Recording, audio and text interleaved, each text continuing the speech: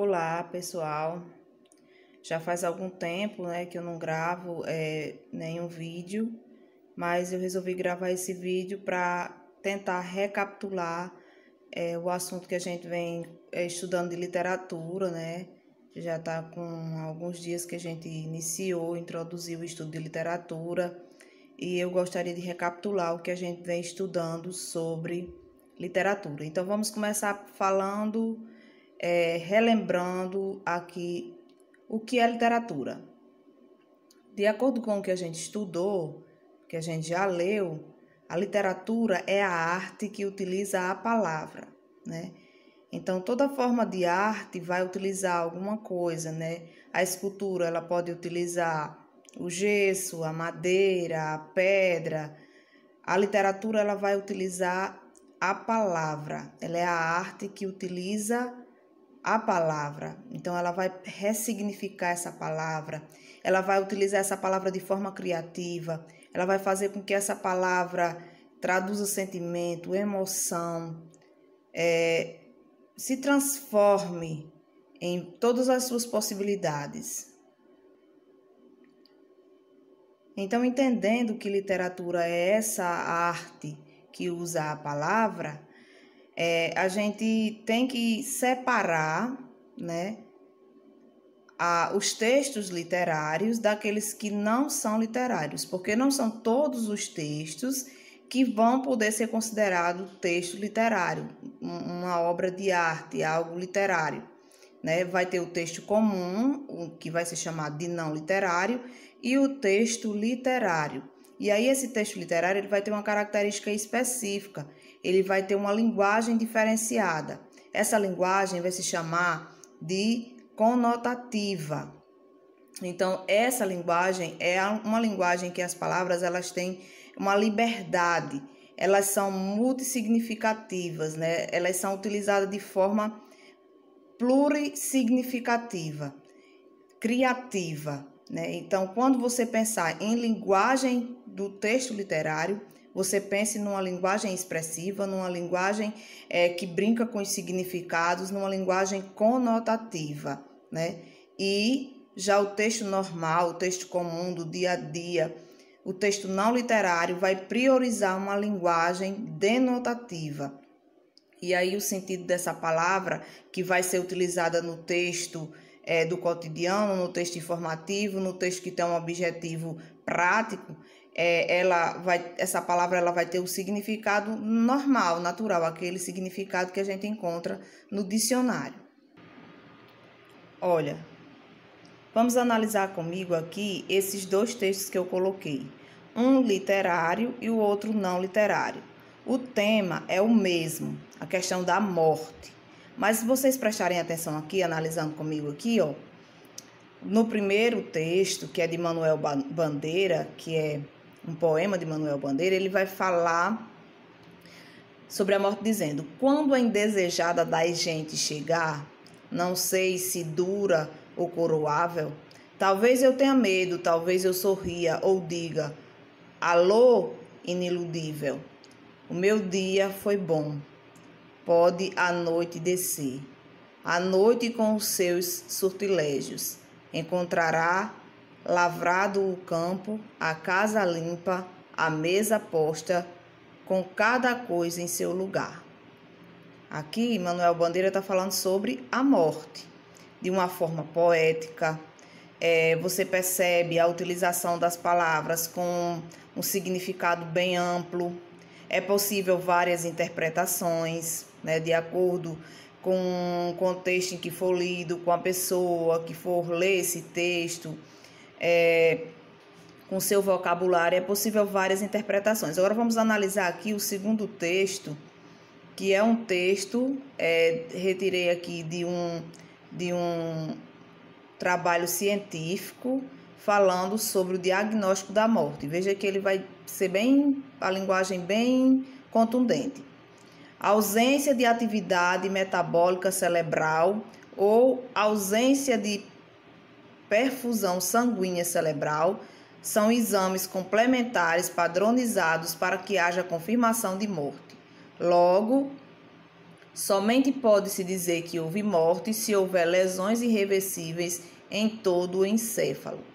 Veja que aqui você tem uma linguagem pragmática, está determinando aqui o que é a morte, como é que ela chega, quando não tem nenhuma atividade cerebral, quando é constatada através desses exames a ausência de atividade cerebral, a ausência da circulação sanguínea, né, no cérebro, e aí é constatada a morte. De forma bem clara, bem pragmática, o texto mostra isso, o que não acontece no primeiro texto. No primeiro texto ele vai falar sobre a chegada da morte, ele vai falar sobre a questão da morte de uma forma bem poética, de uma forma bem ampla, em que existem muitas possibilidades de significado. Então, a gente entende que a literatura é a arte da palavra, que o texto literário, que é o que pertence à literatura, utiliza essa palavra de forma conotativa, né? E por isso ele é diferente, por isso, por ele ter esses múltiplos significados, ele usar essa linguagem que é possível de múltiplos significados, é que às vezes esse texto literário não é tão fácil de ser compreendido, não é tão fácil de ser interpretado. Vamos analisar agora um quadro comigo em que eu coloco aqui as características do texto literário e do texto não literário lado a lado. O que é o texto literário? São textos narrativos, poéticos, que possuem elementos artísticos que tendem a causar emoção. E o não literário são textos informativos e objetivos. Qual a função do texto literário? É uma função estética, ou seja, é igual ao objetivo da literatura, né? Destina-se ao entretenimento, à arte, à ficção, né? O objetivo da literatura, ele não é um objetivo prático, não é informar, não é convencer, não é descrever, não. O objetivo da literatura, do texto literário, é entreter, expor o sentimento do autor. O autor ele lança para fora, para o mundo, tudo aquilo que está caótico dentro dele, tudo que está mal resolvido, então ele lança através do seu texto, da sua produção artística, né? Esse é o objetivo da literatura, também é o objetivo do texto literário. Aí o não literário, qual é o objetivo? Ele é um objetivo utilitário, ele tem uma função de informar, ou de convencer, ou de explicar, ou de comunicar, ele tem uma função utilitária, ele tem um objetivo claro, definido. A linguagem do texto literário, subjetiva, ou seja, conotativa, tem múltiplos significados, múltiplas possibilidades. Já a linguagem do texto não literário é uma linguagem de acordo com o dicionário, uma linguagem denotativa.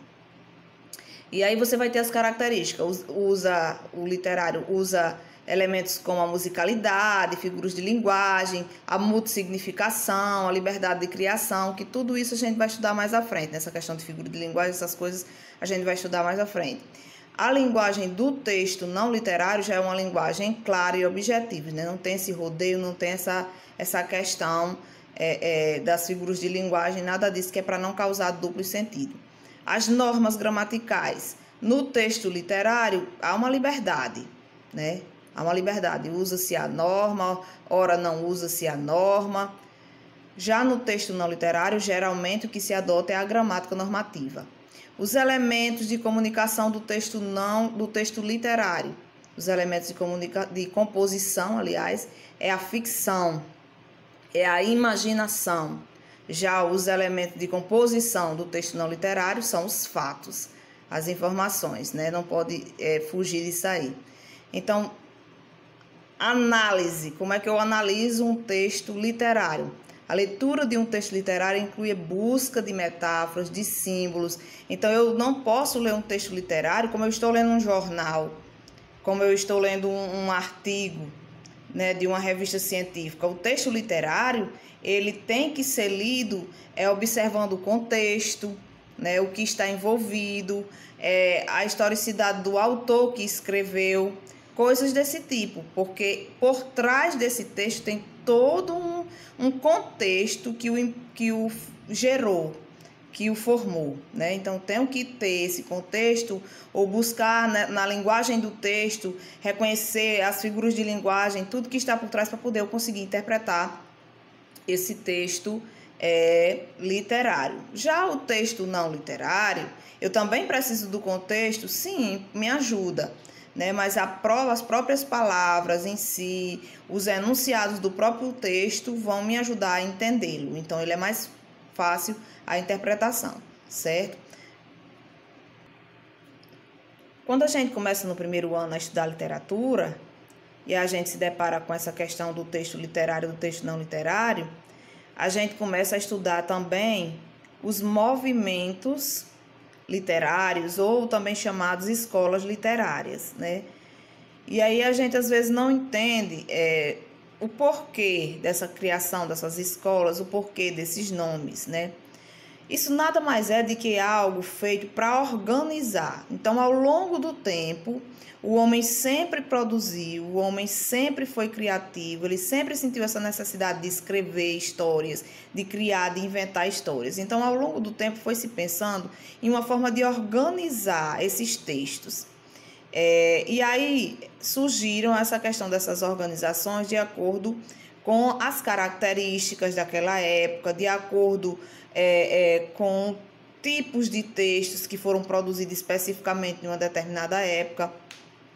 Então, os textos literários eles são reunidos ao longo do tempo e nesses movimentos literários, e esses movimentos recebem um nome de acordo com aquele momento. Então, o movimento literário, ele depende de quê? Para ele ser determinado, ele depende de um contexto social e cultural específico, né? De um estilo determinado, que aí um autor vai lançar esse estilo e os outros vão seguir, os outros vão apoiar e os outros vão produzir nessa mesma direção. E esse estilo se concretiza como o estilo daquela época. Então, diante dessas três coisas, do contexto histórico e social, do estilo de um autor que inicia esse movimento e de toda uma característica que se concretiza naquele momento, é que surge o movimento literário, que também pode ser chamado de escola literária ou de estilo de época, que nada mais são do que uma forma de organizar os textos, porque vai facilitar para a gente estudar. A gente vai estudar as características daquela época, a história daquela época, o que estava acontecendo, o que impulsionou a escrita daquela época, e aí isso vai nos ajudar a interpretar os textos que a gente lê referente àquele determinado momento e àquele movimento literário que a gente estiver estudando. Eu posso correr o risco de interpretar um texto literário completamente torto, completamente fora do que ele realmente quer dizer, se eu não levar em consideração a isso, né? Então, como eu compreender um texto produzido numa determinada época que está classificado dentro de uma determinada escola literária? Eu preciso estudar o contexto, preciso estudar a história que está por trás daquele texto. Não existe como haver uma boa interpretação literária sem haver o conhecimento do contexto que envolveu aquela produção de texto.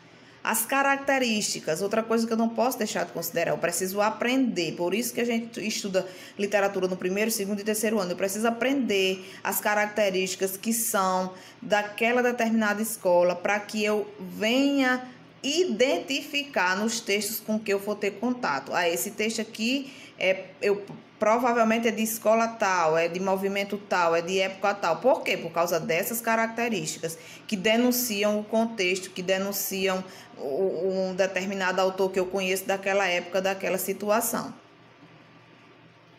Outra coisa interessante da gente observar é que os textos, eles se interligam. Um texto inspira outros textos. E acontece de surgir entre eles, entre textos de épocas diferentes, uma relação de intertextualidade, né? Um artista, um escritor, ele pode se inspirar numa pintura, ele pode se inspirar numa escultura, ele pode se inspirar em uma obra arquitetônica, ele pode conversar com essa outra obra, com esse outro estilo de obra, de arte, e colocar dentro da sua poesia e citar dentro da sua poesia outro poeta, dentro da sua narrativa outro escritor, né? Então, é uma possibilidade que pode acontecer, que às vezes essa intertextualidade pode até causar uma confusão com relação a identificar o texto, a época, porque às vezes eles se confundem entre si. Você lê aquele texto e pensa que está lendo o original e na verdade está lendo uma paródia. Na realidade está lendo uma paráfrase de um outro texto que foi escrito anteriormente. Então, essa intertextualidade acontece na vida secular, entre os textos que usam a linguagem real, a linguagem denotativa, e acontece também no mundo literário, né, entre textos literários. E esses autores que geralmente se baseiam em textos que vieram anteriormente. Às vezes, eles são intertextualidades explícitas, que você vê de longe. E outras situações a intertextualidade é implícita, você tem que ir nas entrelinhas do texto para poder você perceber essa intertextualidade. Mas a gente vai passar por cima dessa vez e depois eu vou gravar um vídeo falando especificamente sobre intertextualidade. Mas o importante é a gente perceber que esse texto que se baseou em outro de outra época, ele vai ter características diferentes, ele vai ter um posicionamento diferente, que vai distanciá-lo do estilo daquele texto que foi produzido naquela determinada época. Ou seja, ele pertence a um novo momento, a um novo movimento literário, e aí eu conhecendo as características de cada movimento, eu vou poder ter essa possibilidade de identificar essa mudança e fazer a correta interpretação. Aqui eu vou colocar 2 textos que fazem uma relação de intertextualidade com uma música, né, que foi escrita anos depois desses 2 textos. Esses textos são um trecho bíblico, né, um trecho bíblico e um poema bem conhecido, escrito por Camões, né, bem conhecido esse poema, inclusive eu utilizei esse poema em uma atividade que a gente fez aqui nas nossas aulas remotas. Então, o que foi que aconteceu? O grupo Legião Urbana pegou esse trecho bíblico, essa música de Camões, esse poema de Camões, e fez uma música, escreveu uma música juntando essas 2 partes. Você vê aqui, que o trecho bíblico é aquela passagem do amor, né? Ainda que eu falasse a língua dos anjos e dos homens, que está escrito lá em Coríntios 13, se não tivesse amor, seria como o sino que ressoa, como o prato que retine. O amor é paciente, o amor é bondoso, não inveja, não se vangloria, não se orgulha. E aí o texto de Camões: o amor é fogo que arde sem se ver, ferida que dói e não se sente, aquele poema bem conhecido. Então, o pessoal do grupo da Legião Urbana pegou esses 2 textos e juntou, né, de forma bem criativa e criou a música, né? Criou a música Monte Castelo, que eu coloco aqui também, Veja que a música começa com a citação do livro de Coríntios. Ainda que eu falasse a língua dos homens e falasse a língua dos anjos, sem amor eu nada seria. É só o amor, é só o amor. Essa parte aqui é a parte individual, a parte que eles acrescentam. Aí já começa, né? Que conhece o que é verdade. O amor é bom, não quer o mal, não sente inveja, não se envaidece. Aí vem para o poema de Camões: o amor é fogo que arde sem se ver, é ferida que dói e não se sente, é um contentamento descontente. E você vai perceber na segunda parte que ele continua desse jeito, juntando grosseiramente as 2 coisas de forma bem criativa. Ele junta a citação de Coríntios e junta ao poema de Camões para fazer a música, que depois vocês podem entrar lá no YouTube e podem ouvir essa música. Vou colocar aqui o link para vocês na descrição do vídeo, para vocês ouvirem, vocês verem que é uma música bonita, é uma melodia chamativa, boa de ouvir. E o que é? O que é essa música? Essa música é a união de 2 textos que já existiam, né?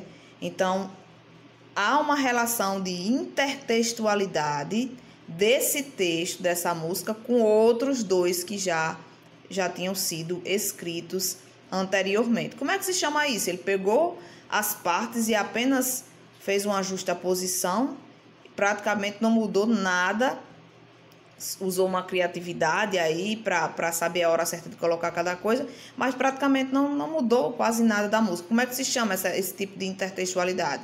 Esse tipo de intertextualidade se chama de bricolagem. O que é uma bricolagem? É apenas você pegar pedaços de outro texto de forma criativa, uni-los formando um novo texto. Então, esse texto que surgiu não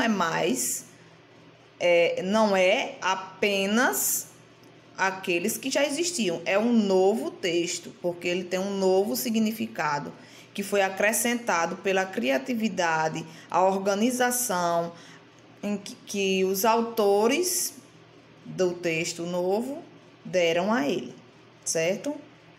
Aqui eu vou dar mais um exemplo de intertextualidade. Dessa vez é outro tipo. Também é algo explícito. Nesse primeiro exemplo que eu dei, a intertextualidade era explícita. Nesse agora que eu estou dando, que é a paródia, também é uma intertextualidade explícita. Nós vamos ver aqui que o mesmo título que Gonçalves Dias usou para a sua poesia, para o seu poema, né, Canção do Exílio, Murilo Mendes vai usar no seu poema. Ele vai chamar também de Canção do Exílio. Então, aí começa a primeira dica de que há uma intertextualidade entre eles. É o nome, o título que se dá a cada um deles. Aí ele vai iniciar da mesma forma que é intencionalmente para lembrar o texto original. Porque eu só posso considerar um texto paródia de outro texto, eu só posso estabelecer essa relação entre eles se houver algo que lembre, se houver algo que me traga a lembrança do texto original, né, no texto paródia. Aí você vê aqui. O primeiro texto diz: minha terra tem palmeiras onde canta o sabiá. As aves que aqui gojeiam não gojeiam como lá. Aí Murilo Mendes vai dizer: minha terra tem macieiras da Califórnia, onde cantam gaturamos de Veneza. Ele começa do mesmo jeito e aí ele muda as outras coisas, vai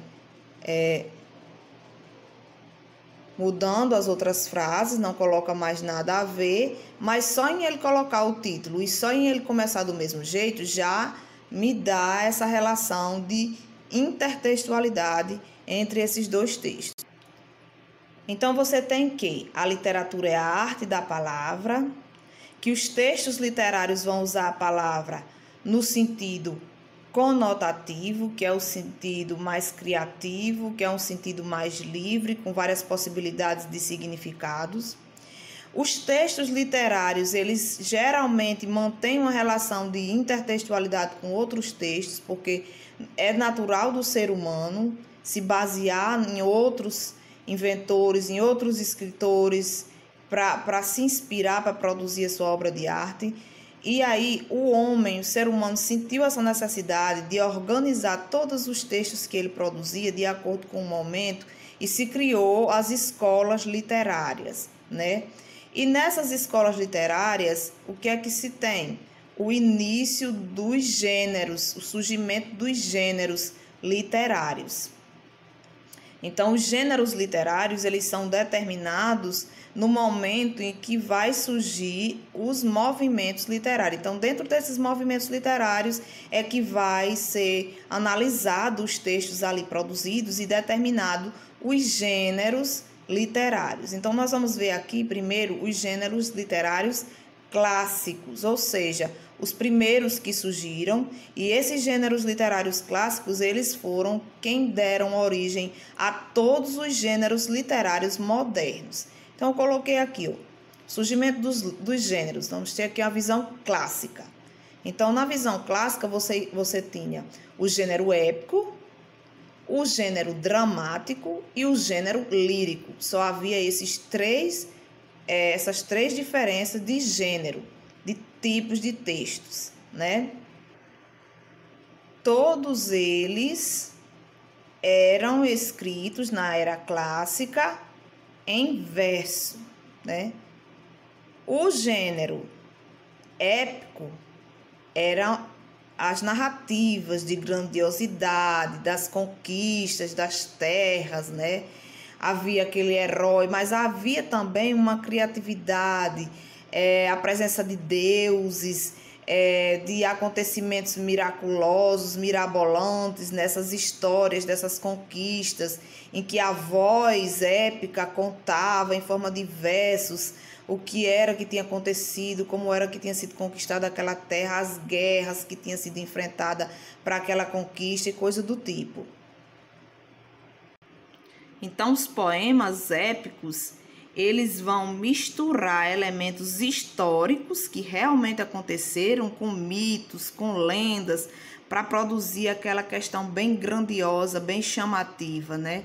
E como exemplo de poema épico, nós temos aqui no Brasil o Caramuru. Foi escrito bem depois que esse gênero já estava em decadência, já tinham surgido outros gêneros, lá na época do arcadismo, né?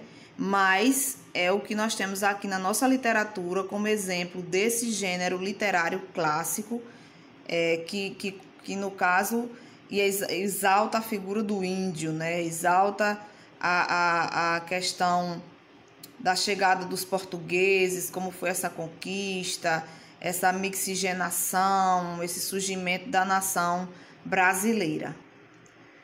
Do gênero épico, clássico, o que é que nós vamos ter? Nós vamos ter os gêneros narrativos modernos.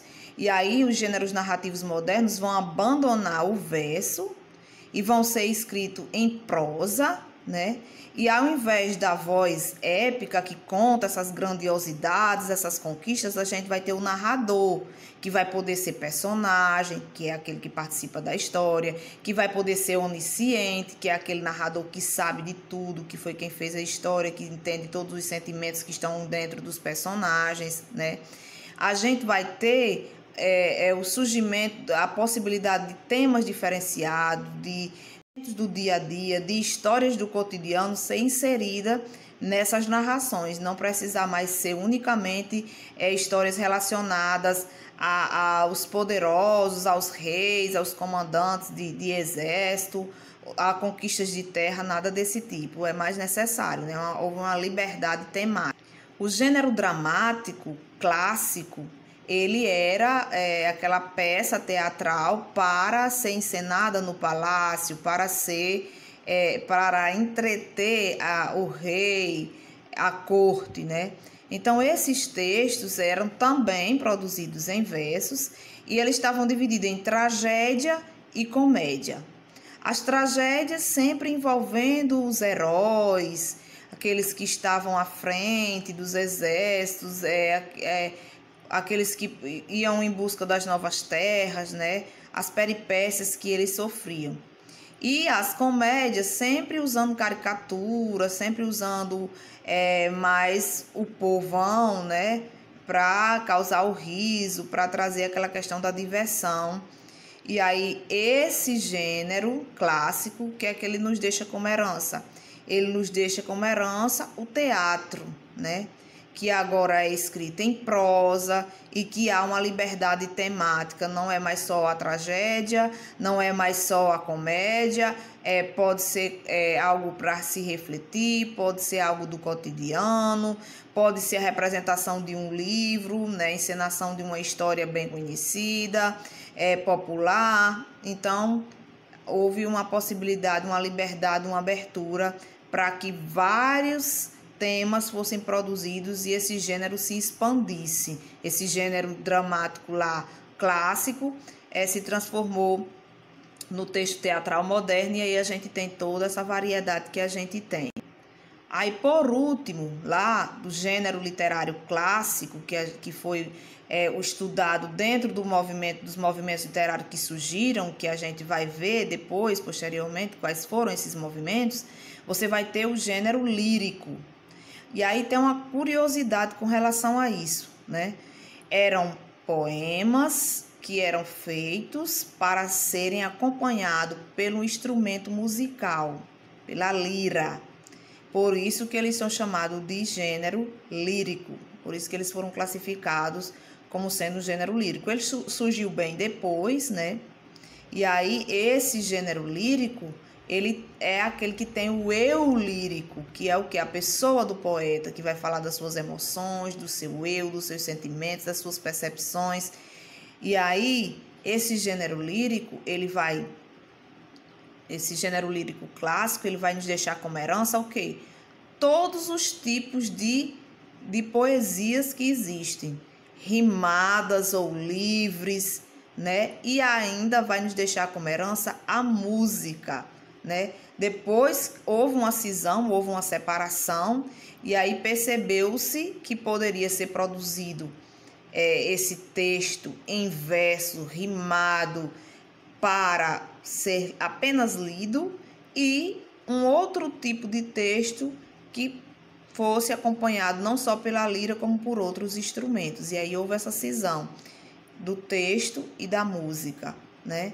E aí o gênero lírico nos deixa como herança todo tipo de poesia, primeiramente rimada, classicamente eles começaram rimadas, e depois poemas livres, né? E a música deixou como herança também a música. Nas próximas aulas nós vamos começar a estudar os movimentos, né?